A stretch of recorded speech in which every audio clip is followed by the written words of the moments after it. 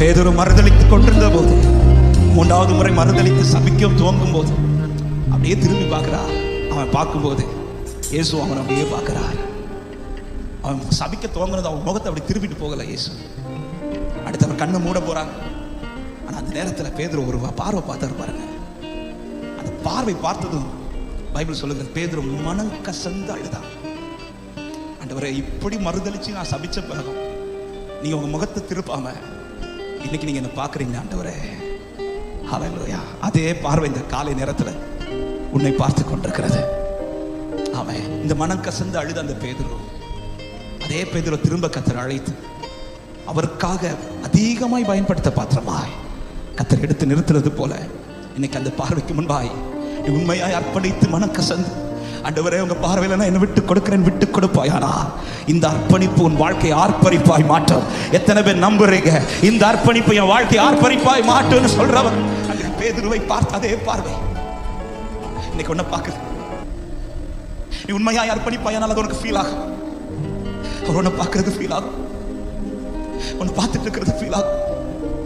நீ மறுதலிக்கும் போது பார்த்தா, நீ சபிக்கும் போது பார்த்தா, நீ அவரை தெரியாதுன்னு சொல்லும் போதும் பார்த்தா, அந்த பார்வை இப்போ மேல படுது.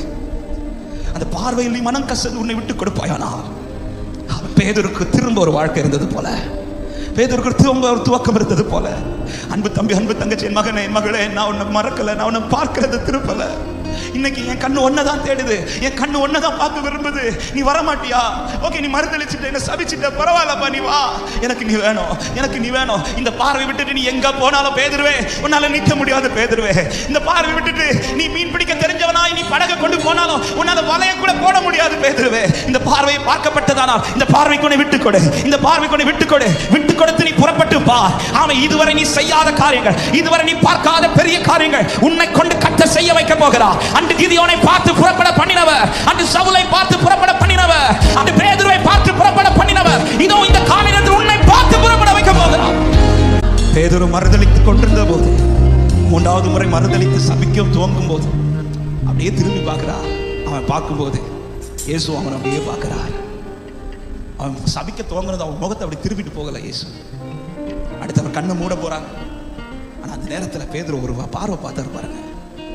அந்த பார்வை பார்த்ததும் பைபிள் சொல்லுகிறது, பேதுரு மனம் கசந்து அழுதான். ஆண்டவரே, இப்படி மறுதலிச்சு நான் சபிச்ச பிறகும் நீங்க உங்க முகத்தை திருப்பாம இன்னைக்கு நீங்க என்ன பாக்குறீங்க ஆண்டவரே.